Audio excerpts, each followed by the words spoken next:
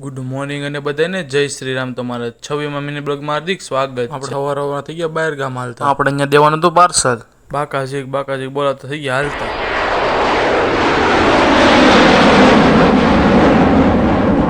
આપણે ઘેરે પૂગી ગયા ને આપણે ગાડી મૂકી દીધી પાર્કિંગના. શેઠાળી જેવો વાળ થઈ ગયા તો